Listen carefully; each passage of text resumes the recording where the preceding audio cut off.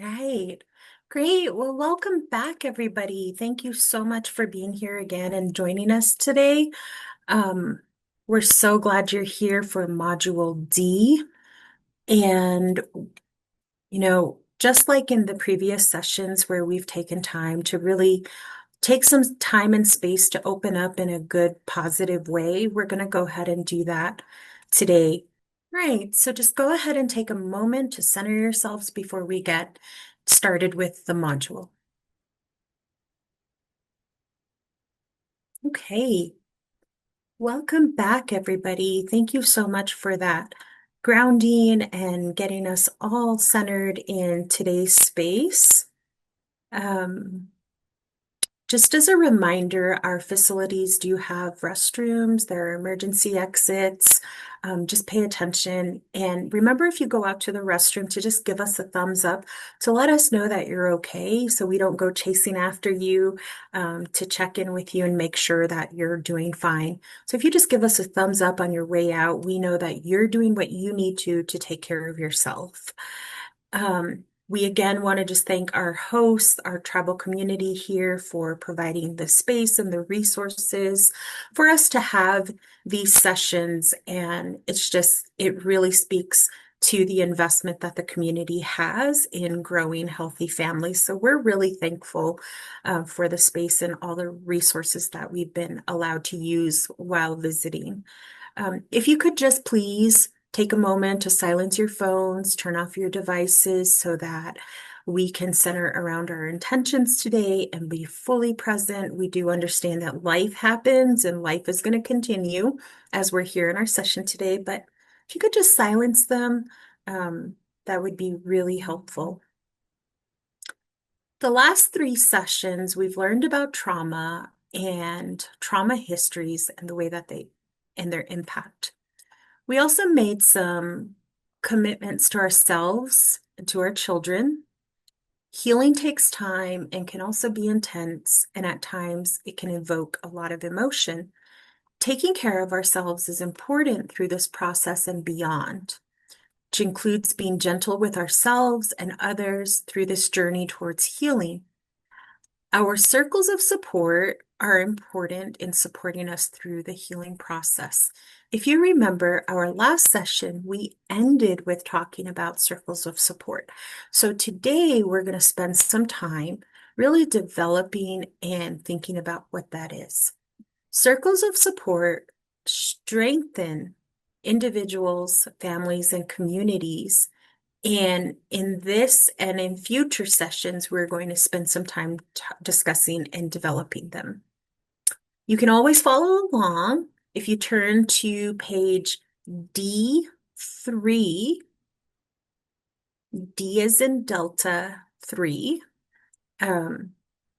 You'll see a prompt there, and it says, what is one thing you do to take care of yourself that you enjoy or wish you could do more often? So if you could take a few moments and reflect on that prompt and write your answers down in your parenting workbooks. Um, and then I might ask people to share a little bit. So I'll give you some time to go ahead and think about what you've done to take care of yourself, and we'll gather back in a little while, in just a moment. Great. I saw some pencils moving and some coloring happening. Great. Could I ask for a volunteer to share what they responded or share with the group? How do you take care of yourself? Or what do you enjoy that you wish you could do more often? You see a volunteer? Yeah, Megan. Yes, I wrote down walking because I do enjoy it, and sometimes it's alone, and sometimes I like to walk with other people, and sometimes I like to walk while I'm on the phone with people. But I don't always remember to do that, but it's a goal of mine that I want to do more, and it feels good to move and not just be in one place. Yeah, there's some really good ways to get our body moving. And sometimes just that body movement really helps us. So that's a really great answer. Olivia, I thought I saw your hand up.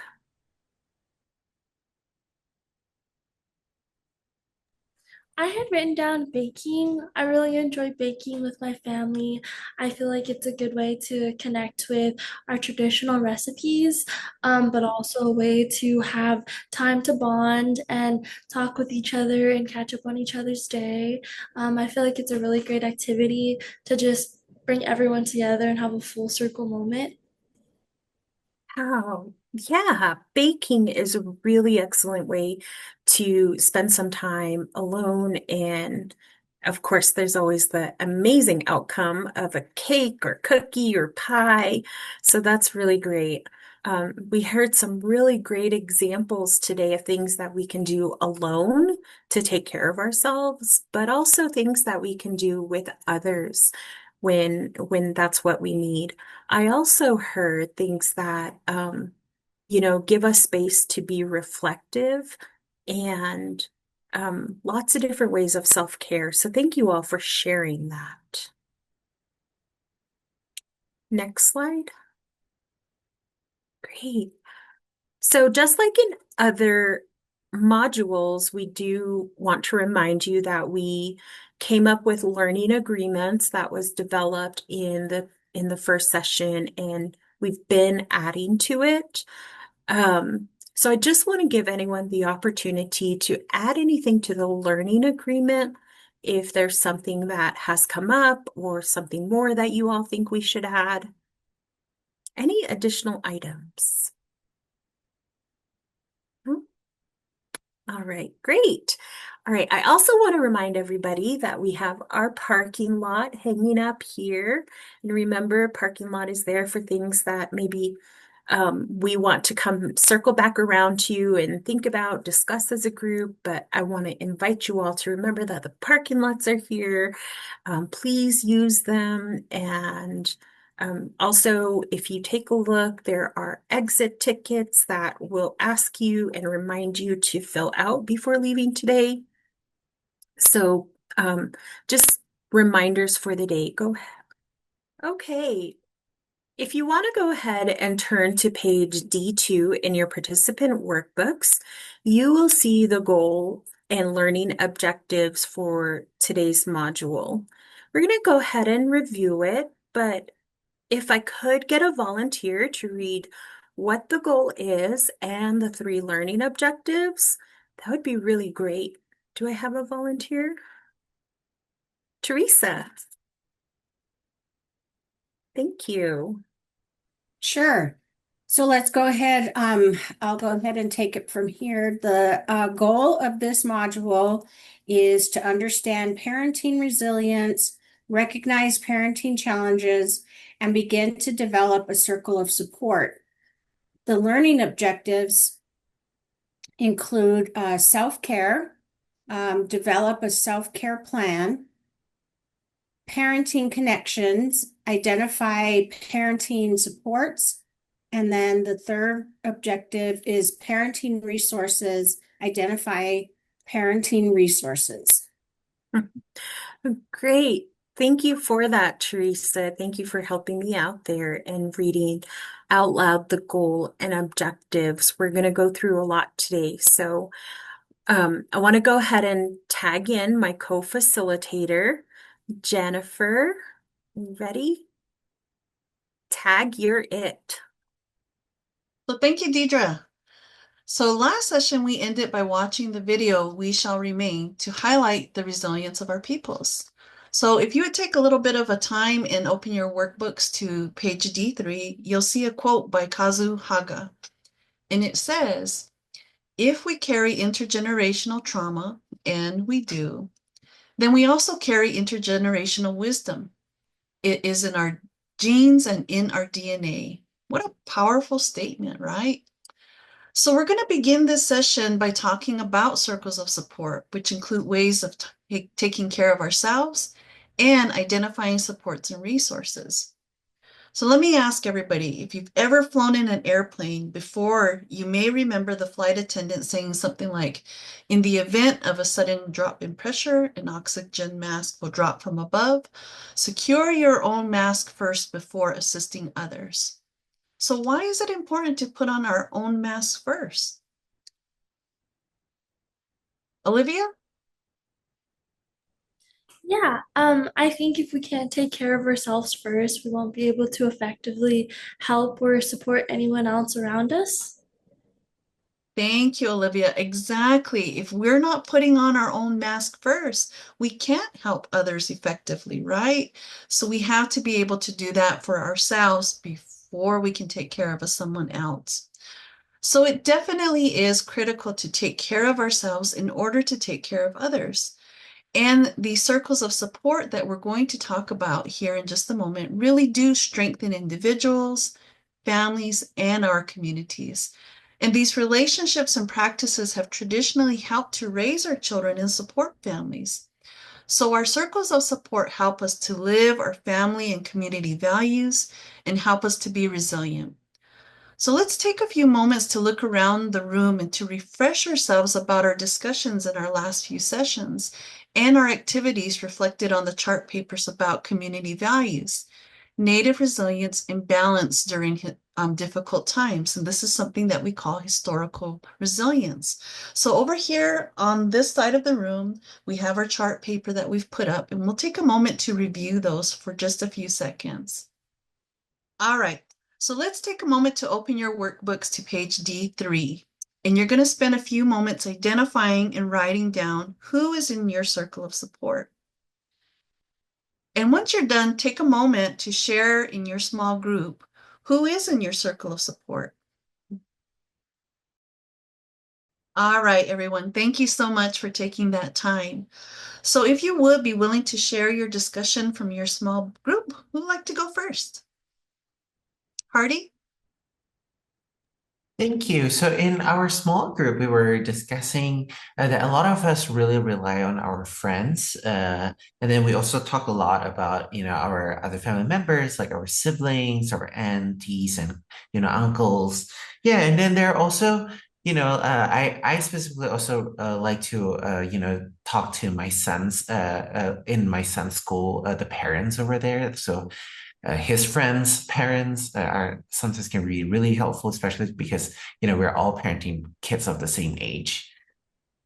Thank you, Hardy. Wonderful. So definitely thinking about our own families, our own relatives who are also parents, and the friends of our children's parents too can be very helpful. Anyone else like to share? Megan. Yes. In our small group, we talked about sometimes therapists that are connected to ourselves or our child or family as a whole. We talked about having great connection with our children's teachers, and we identified programs in our community that provide family activities, often for free, and also after school programs that are really a great help between the time of after school and between that time before we get off work. Thank you, Megan. So yes, sometimes again, as Hardy mentioned, it's our families, parents that we know who might be friends of our children's parents. And then we may have some of these more formal supports, right? Like therapists in our communities or after school programs, and those leaders who are leading those programs may be those circles of support folks that we can call on. So wonderful examples, everyone. I really appreciate it. Okay, so let's move on here for a moment. We're going to watch a video here now that's going to talk a little bit about our circles of support. And in this video, we will hear from Rebecca from the Pueblo Vacama again. And this time she's reflecting on self-care, resources, and support. So while you're watching the video, if you would, turn to page D4 of your workbooks and answer these questions. How did they know when they needed self-care? And how did they know when something was a good fit? And how did they know when something was not a good fit? So we'll take a moment and we're going to listen to Rebecca here in just a few seconds.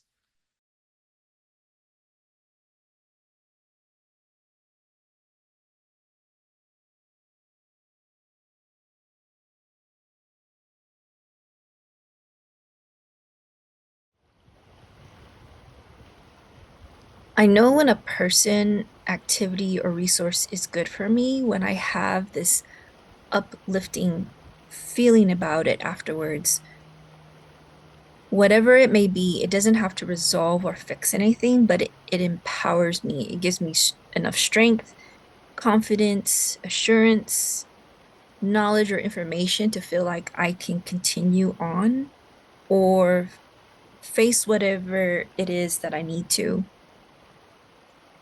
What something feels like when it's not right for me or it doesn't feel like a good fit, it will have the opposite effect. For example, I'll feel discouraged, frustrated, or confused by it. I'll have this gut feeling of uneasiness, and my mind will start to overthink things because I'm trying to make sense of it. Sometimes I just know, and other times I talk it over with someone I trust because getting another perspective really helps me when I'm not sure. As a parent, I think self-care to me looks like remembering who I am and that I'm not just a parent. As a parent, I feel like I'm constantly in need of someone else in the house for something, and it can feel draining because I'm giving to each person in the family and the home, whether that's my time, my energy, or my care. And sometimes I'm giving myself to multiple people in my home at the same time. And so it can be easy to forget about my own needs for a while. For me, when I know I need to take care of myself, even if I don't know what it is yet, it will feel like I'm on autopilot. I'm just doing. Or I feel frustrated so much that I can't really think well or feel like I can take a breath. And sometimes for me, which I think is something that I noticed about myself after my first child, is that I become sad. I get this heavy feeling in my heart that just stays there. Those have been the signals that tell me you need something and you need to change something. And what that looks like has been different. Sometimes I just need to go grocery shopping alone without the children. Sometimes I need just that one-on-one time with my husband or my mom or my sisters or a close friend. Sometimes it's changing a habit I have that isn't working out. And lately, it has been taking time to learn and reflect on myself. So for me, self-care includes time for self-reflection and learning. Sometimes that's reading a book or reading something that I like. And other times, I think it can be needing to be home for ceremonies at Acoma or being with community, whatever that looks like. All these different ways of self-care that I reach for are each a response to what I'm feeling and needing at that particular time. Because I think there can be the feeling of pressure to do things right and well with our children, but that's not always realistic.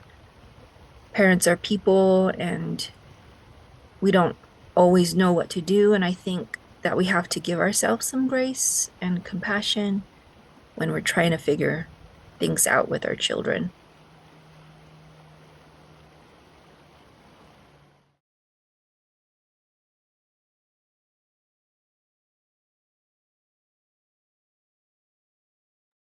All right. So again, thank you to Rebecca for sharing in her video. We heard a lot of really good things that she mentioned talking about self-care. So now, everybody, let me ask this. How did they know when they need self-care? Anybody like to volunteer? Teresa, thank you. Yes, Rebecca mentioned that sometimes she can feel drained and forget about her own needs. She felt like sometimes she's on autopilot and feels frustrated. And she talked about feeling heavy in her heart or even sad. Thank you. Thank you for sharing that. Yes, definitely. Lots of really good examples that she gave of when she's feeling that she needed self-care. And I think sometimes we can relate to that, right? All right. Now, how did they know when something was a good fit? Olivia. Yes, Rebecca said that often she feels empowered, motivated, confident, and sort of like herself again when something feels like it's working for her. Thank you, Olivia. Yes, some again wonderful examples. She feels like herself. She feels empowered as well too. So that's how she knew it was a good fit.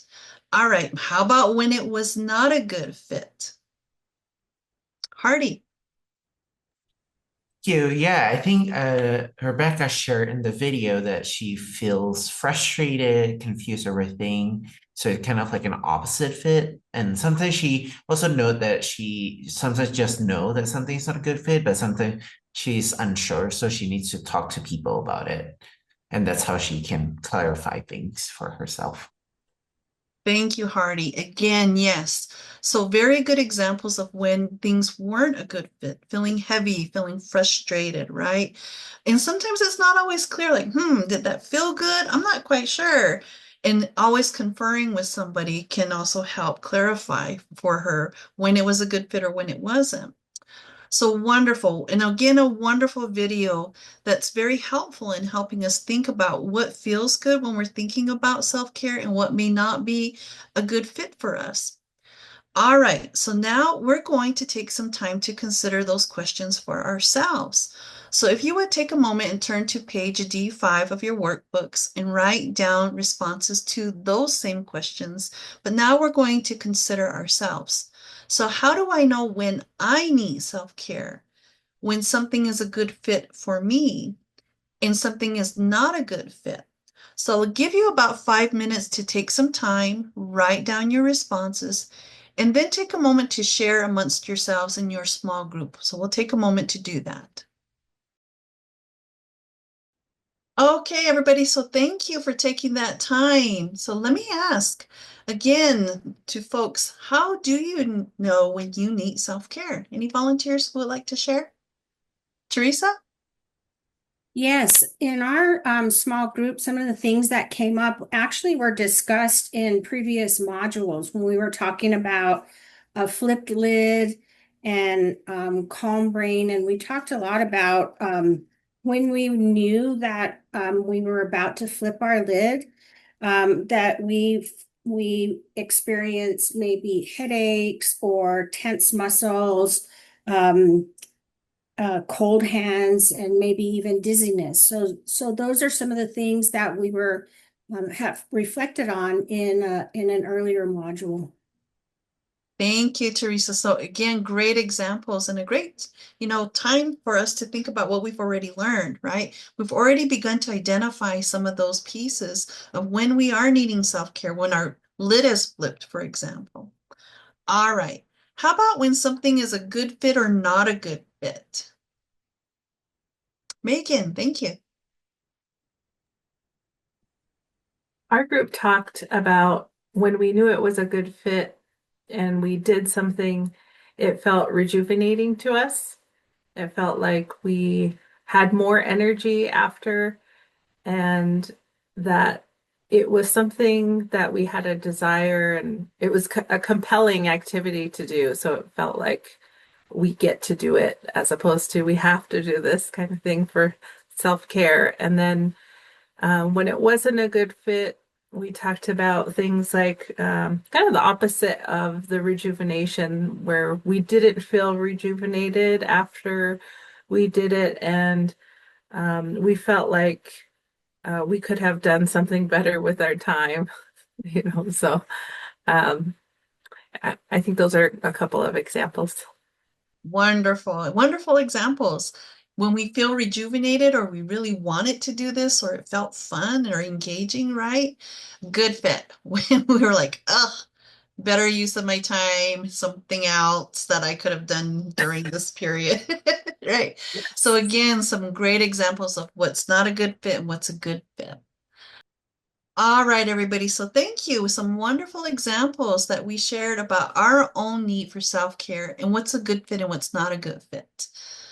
So let's move on here into thinking about this as a toolbox. So another way to think about our circle of support is having our own parenting toolbox. And as we turn to page D5 of your workbook, we'll be covering 3 tools today as part of our training: self-care, parenting connections, and parenting resources. So I'll turn this back over to Deidre, who will take care of us through these next few pieces. Thank you. All right. Thank you, Jen, for taking us through that. We're going to go ahead and I want to draw your attention to page D6 through D10 of our participant workbooks. We're going to be using those pages for this next session. Before we get started, if you take a look up at the slides, there's a graphic and a definition. If I could get a volunteer to please read out loud the definition of self-care for us.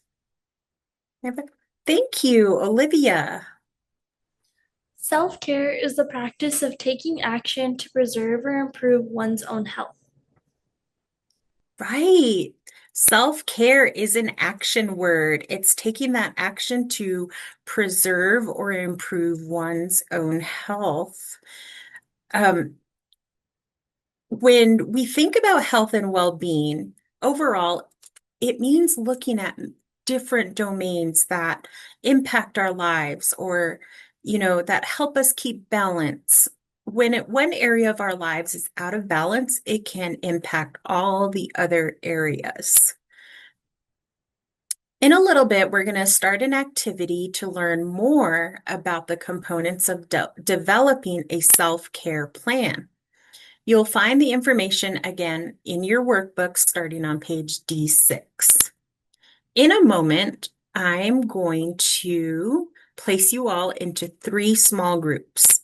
Each group will be assigned an area of self-care: emotional, physical, or social. In your small groups, I want you to begin by reading about your assigned topic area in your workbook. Again, pages D6 through D10. If you're in the group with emotional self-care, you will start on D6. If you are in the group with physical self-care, you're going to start on page D7. And if you get put into the social self-care group, you will be on page D9. Okay? In your small groups, you will have 10 minutes to complete this activity. You will, if you take a look around the room, there are already poster papers up with each of those domains. See, emotional's over there. Take a look over here. We have physical, and right there we have social. So in your small groups, once you get assigned, you're going to do 3 things. 1, you're going to write a brief definition of your assigned area of self-care. So you'll define what is emotional self-care, what is physical self-care, so on. Number 2, you're going to describe why this area of self-care is important.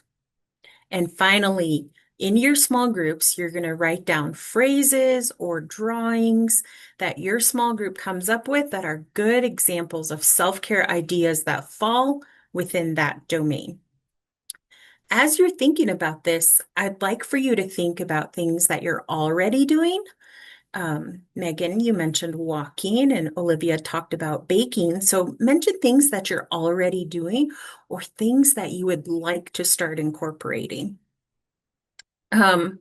When we come back together after the group work, I am going to ask for volunteers to report out the things that you discussed. And remember, we'll have 10 minutes for this activity, and we'll let you know when your time is up. So if you go back, I'm going to go ahead and separate you all into groups right now. All right, now that we have you all in groups, before I let you go into your groups to do this activity, can I just make sure that we all understand? Does anyone have any questions? Raise your hand or give me a thumbs up if those instructions were clear today. All right, I'll let you go ahead and find your way to your groups. And once everyone settles in, we'll start the 10-minute countdown. All right, everyone. Thank you so much for all of those really great discussions. Jen and I were walking around the room. We saw some really great phrases and little doodles. But we want to go ahead and get ideas from everybody. So maybe we can start with the emotional self-care group. Do I have a volunteer from the group who can report out? Olivia. Yeah, so my group and I just came up with a definition of emotional self-care, and we said engaging in activities, settings, and people for individuals to better and maintain emotional well-being slash comprehension by being aware or identifying feelings and allowing healthy and beneficial expression. That's a really great definition. Yeah, and we just basically said that this area is essential, just like any other areas of our body for self-care, as it can be very influential into ways that the other areas operate. But specifically, processing and understanding our emotions can enhance relationships and build slash increase resilience. And some examples that we had come up with were journaling, baking, which is one that I partake in pretty often, meditating, family slash friend dinners, possibly bi-weekly, bi-monthly, and crafting. And these just particular activities allow an individual to be by themselves or surround them with other people to physically express the way that they're feeling. That's really great. You guys covered a lot in your group discussion. Thank you so much for that, Olivia. What about what kinds of conversations did you all have in the physical self-care group? Can I have a volunteer from that group to go ahead and report back out to us? Hardy.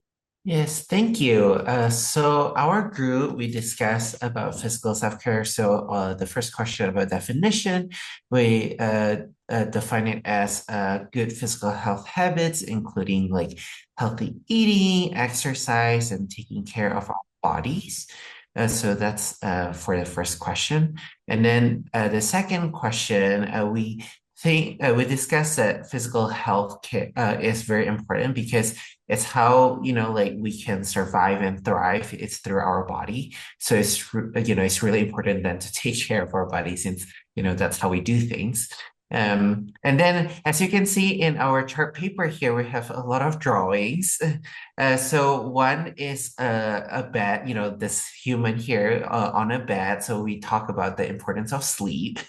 Having good sleep is important. We also draw a hospital, meaning that, it's really important for us to go to the doctor and have our regular checkups and stuff. And we also have a drawing of pills here because some of our group members are prescribed with some medications. So, we talk about the importance of taking those medications as prescribed.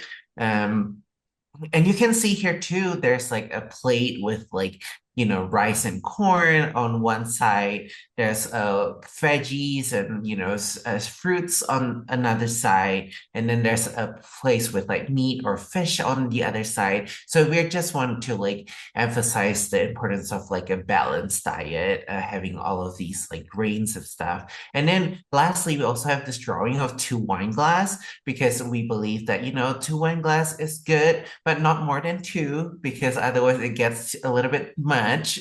So just kind of like limiting our use of alcohol is kind of what we discuss. So thank you, everybody. That's a lot. Thank you so much for all of those really great ideas. Those of you who, as you're listening to other groups report out, I want to encourage you to utilize those pages D6 through D10 and take notes, especially from those who are reporting out from other groups that you maybe didn't participate in.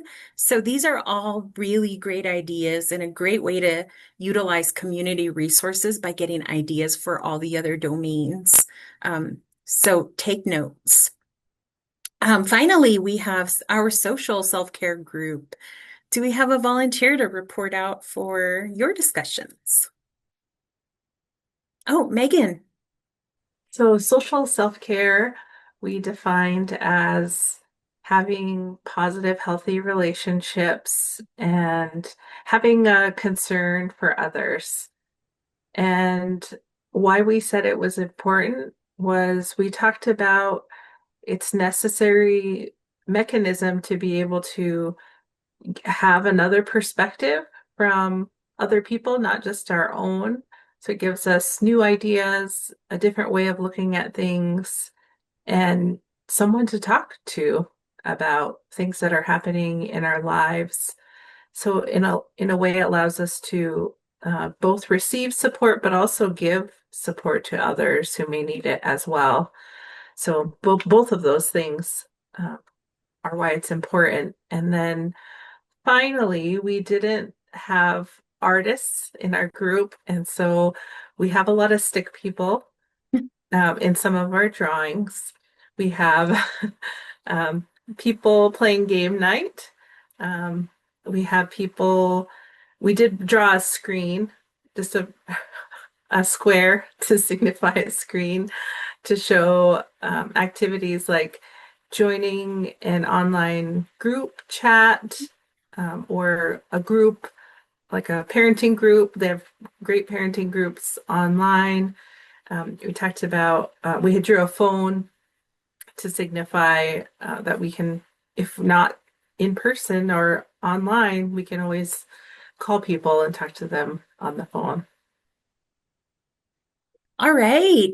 Great. Thank you all. So for all of those really great discussions and for everybody for volunteering to report out, I'm right there with you, Megan. I cannot draw a stick figure, even if I have a ruler. But when it comes to self-care, another way to think about how our communities found balance is thinking about historical resilience and how we continue to be resilient people even in modern times. So thinking about resilience in that way is a great way to find some balance. We won't be able to finish every section in class. However, I'm going to give you some time right now, about 5 minutes, to go ahead and look at the remaining areas of self-care and reflect on them. Write some notes in your workbook if you need to, but just take that time to really reflect. So I'll go ahead and give you 5 minutes to look over the other domains. Thank you for taking that time to do some reflecting. Now that we've had that opportunity, we're going to go ahead and go into a different activity. All right, if everyone can turn to page D10 in their workbooks, you'll see some prompts there. One says, an area of self-care I do well and want to continue prioritizing. And the other says, one area of self-care that I want to add or get better at. We're going to give you 5 minutes for this next activity. When your 5 minutes is over, we'll let you know. But go ahead and write down those areas that you would like to continue doing or get better at. And once you do that, go ahead and share with your elbow partner. And when that's done, we'll go ahead at the end of the 5 minutes, call you all back together. All right. Thank you for all those really great conversations. Jen and I were walking around. We heard some great stuff. So just a few reminders to close out this part of the module. You can't offer to others what you can't offer to yourself. You know, self-care needs to be an ongoing priority as a parent or a caregiver. And you just need to be consistently filling your own cup. So we also want to encourage you to think about self-care activities that can include practicing traditional ways, cultural ways. So thank you all for sharing and for your reflections. We're going to go ahead and transition into a break, and I just really want to encourage you all to lean into some of those self-care things that we talked about or that you talked about with your small groups. So go ahead and take your 15 minutes, and when we come back, we'll start again. Thanks. Everybody, I hope everybody had some good time during our break to just take a deep breath, take a moment for yourselves, recenter. We were leaning into that self-care, and breaks actually are very helpful throughout the day. You know, take some time for yourself. Work, home, life. We need those time frames. So let's come back together. Now we're going to talk a little bit about how we put self-care into practice. And we're going to do a little bit of that here together. So we're going to do an activity that involves a strategy from many of our communities, which is music. And in our communities, we know we might hear drumming, flute music, different types of activities like that, all of which can be very grounding. So while we listen to the audio, you can close your eyes or find a point of focus in the room. And when the audio begins, I want you to notice how it makes you feel. If you want, you may use the top of your page D11 in your workbooks to jot down any thoughts, feelings, or reactions during the time we're listening, or even after the time we're listening. And this audio should last about 2 minutes or so. It's not very long, but we're going to take some moments to listen. Now, again, does anybody have any questions? Any questions they'd like to ask, or are you all feeling good about this? Give me a thumbs up if you do. Wonderful. Thank you, everybody. Thank you. So we'll take a moment to listen to our piece here. Okay. That felt good, right? Just to take that time to listen, close your eyes. Now, what did you notice during that music about your body or your mind or your emotions? Anybody like to share?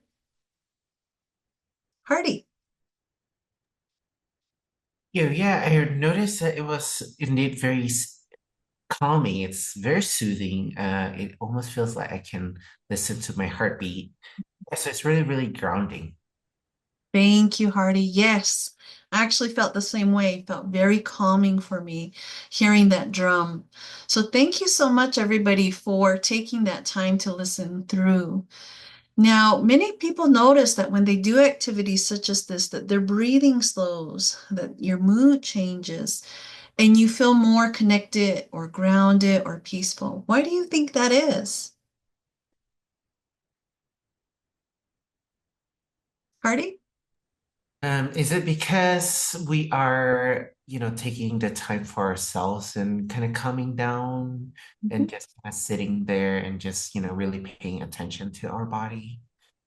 Definitely. Yes, we're really kind of recentering ourselves, listening to our inner being, right, during that time as we're listening in on this activity here, that music helping to soothe us. So, can you think of any other activities like this, maybe traditional, non-traditional? Megan?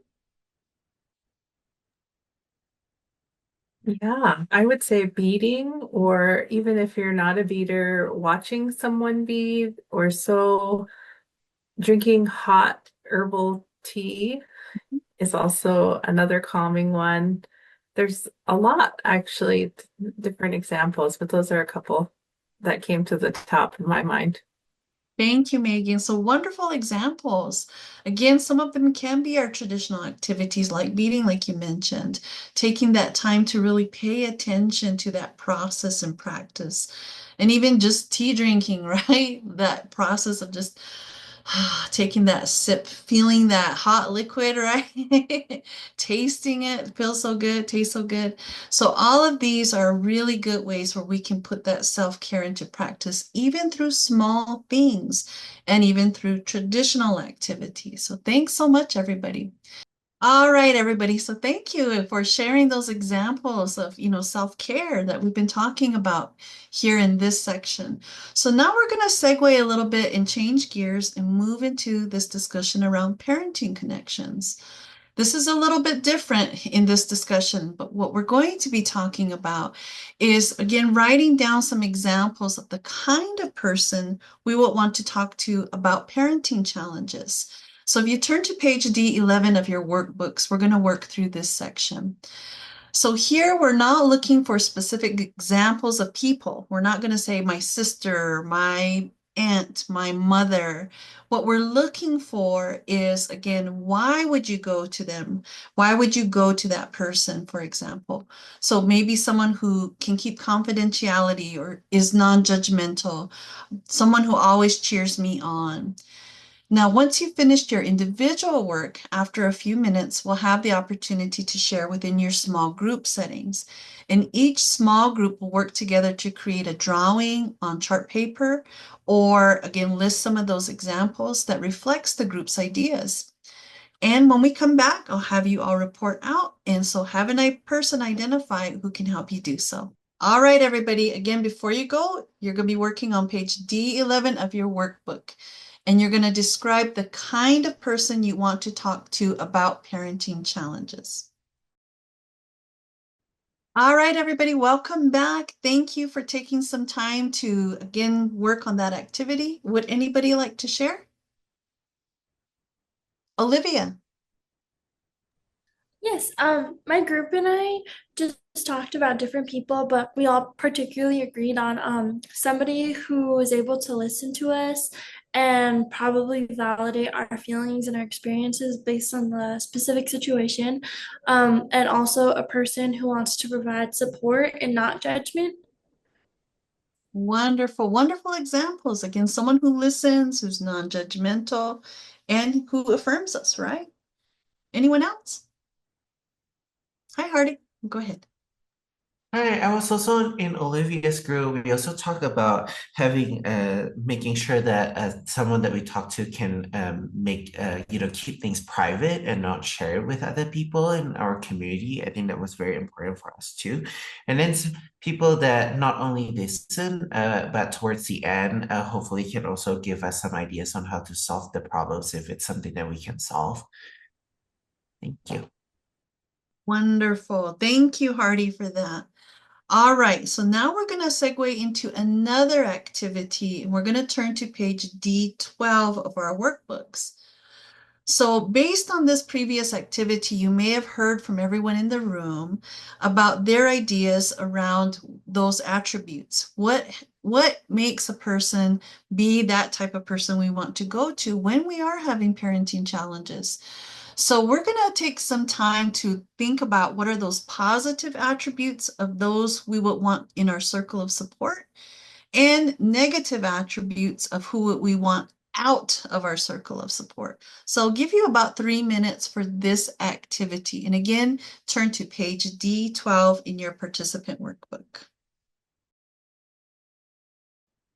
All right, thank you everybody for taking some time. And I was looking around the room at everybody's chart papers, all the activity going on, and saw quite a few through lines. So let's think about the negatives here. Gossiping, talking negatively about our family, judging, all of those are definitely negative attributes of people we don't want in our circle of support. What do those negative attributes have in common? Teresa? They're dismissive and in some cases minimizing our experience. Exactly. And that's not who we want to have in our circle of support, those types of folks who have those attributes, right? All right, now the other piece, of course, that we were talking about is the positives. So I saw lots of good examples. Again, someone who makes us feel better about myself or my parenting, someone who's supportive, someone who's telling me I can get through it or is reassuring. What do those positive attributes have in common? Olivia. Yeah, they would make me feel seen, validated, understood. Exactly. They're seeing us in our role and really validating our efforts, validating who we are. Wonderful, wonderful. So thank you for working through this particular activity together. Again, I know it was a switch of gears from moving to self-care to this discussion about who we would want in that circle of support. We're working on building what our toolbox looks like. So now we're going to switch into talking about parenting resources. All right, so again, wonderful examples, everybody. Now, just like we mentioned at the very beginning of this segment, sometimes we think we have to have specific people within our circle of support just because of who they are, where they sit within our family system. We might think it has to be our auntie, our uncle, our grandma, our mom. But we can again turn to those attributes and again think about who are we including? We want to have those folks who have those positive attributes, who are supportive, who are reassuring. And so that's what we can again examine when we're building our circle of support. So thanks everybody for taking some time to walk through this activity. Now we're going to turn to a discussion around parenting resources. Okay, everybody. So in this section, again, we're going to be talking a little bit about parenting resources. And what we've placed on your tables is a packet that we've developed for everyone that includes both local, state resources, national resources, and some that are specific here and within your community. And really, when you take a look at these resources, this is not just about those folks who were wanting in that circle of support or the attributes of those folks that we would want in that circle of support. But these are resources too that are helpful and complementary within our cities, our states, our, again, national resources that we might find helpful in our journey in this parenting process. So let's take some time, and I'd like for you all to again move within your small groups, and we're going to take some time to read through those lists of resources, that packet, and begin to identify for yourself 1 to 2 resources from those lists that we provided that you would want within your circle of support. And as a group, I would also ask you to identify what would be your top 5 resources that you would like to utilize along this journey, that you would find helpful in this journey, in your parenting journey. So we'll take a little bit of time, about 2 to 3 minutes or so, and then we'll come back together and we'll again discuss all together. All right, so now as we come back together in this discussion around parenting resources, we're going to turn to page D13 here in our participant workbooks. And what we've provided you all is a list or a packet of resources that are both local resources, resources that are specific to your community, but also statewide resources and national resources. Now, as we're moving into this piece, again, we're not necessarily talking about the attributes of someone who we want in our circle of support. We're shifting gears to think about more broader resources that we would like to utilize as we're on this parenting journey. And these resources that we find within our communities, within the state, and even nationally may be very helpful. So as we move into our small groups, I want you to take a little bit of time. We're going to spend about 3 to 5 minutes within this activity. And I'd like you to start first with, again, identifying 1 to 2 resources within that, again, packet that we've provided that you yourself would like to utilize and include in your circle of support. Now, after that, take a bit of time to share that with the folks within your small group. Each of you take some time, talk about who you identify, what program, what service, what resource that you would like to utilize. And then come up within the group with your top 5. And we're going to take some time and you can write that on chart paper, have a discussion about what those top 5 might be. And we're going to come back together and we'll report back out. So take a few moments and I'll give you some time to think that through. All right, everybody, thank you for taking some time to work through that activity and to take some time in looking at those resources and thinking what you would utilize. So let's come back together. Are there any groups that would like to report out on their thoughts and what you all shared? Teresa, would you like to take some time to share the top 5 that you all came up with?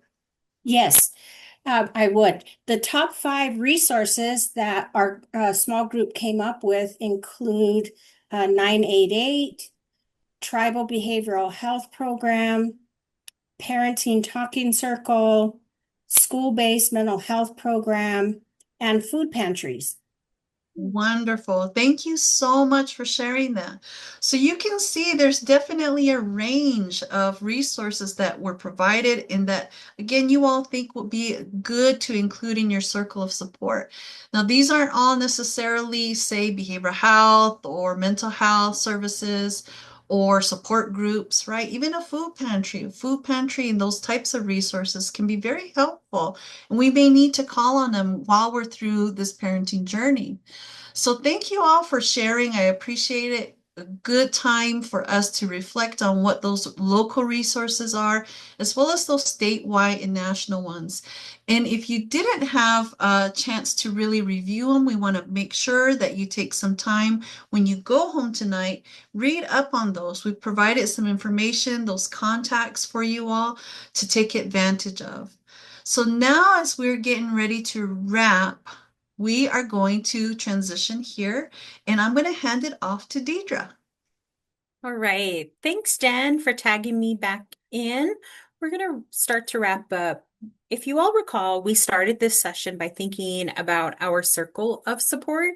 Now we're going to revisit our circle of support one more time. So if everybody can turn to page D14 in your workbooks. All right. Everybody there, can I just get a thumbs up? Great.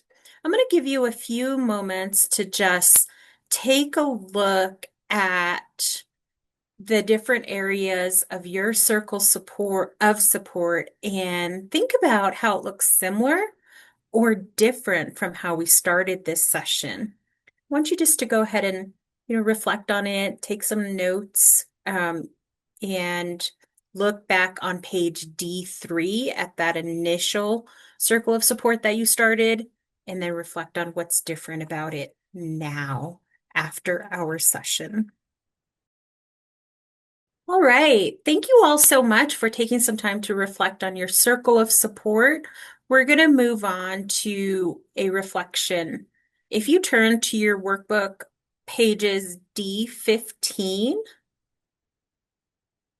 we're going to use this as prompts for self-reflecting today. In this session and in future sessions, we just want to remind you that things can come up emotionally or can feel heavy to discuss for some. In order to take care of yourself, we will be identifying resources like we did today or activities for self-care at the end of each session. All right. If everyone can just take a moment and look on page D15 and write down some of your answers to those prompts. If I need support, identify a person I can reach out and talk to, an activity I can do for self-care, a resource I can use if I need support or help. We went through quite a bit of information today. We talked a lot about different domains of self-care. We talked a lot about parenting resources. We provided you with some resources. And for tonight, or for between now and our next session, your homework is going to be on page D15. One way that you will practice self-care this week. I want you to lean into that self-care like we did today. Maybe try something new or do something that's already consistent. We just want you to take care of yourself. Jen is going around already and is distributing the exit tickets for those who didn't have some already at the table. Go ahead and fill out your exit tickets. Remember to turn those in. Um, we we want to hear from you. We want to know what you've learned. If you have questions about this session that we didn't get to, please feel free to use the exit ticket to make us aware of those things, and we'll be sure to circle back around. All right. Thank you, everybody, for your participation today. We're so glad you could come. We're so happy to see you again, and we cannot wait to see you for the next session. We're going to go ahead and go around, collect any exit tickets. Jen and I will be here for a little while if you have any questions or there's something you needed to discuss. Otherwise, please take care of yourselves. We're happy you're here, and we're already looking forward to the next time we get to see you all.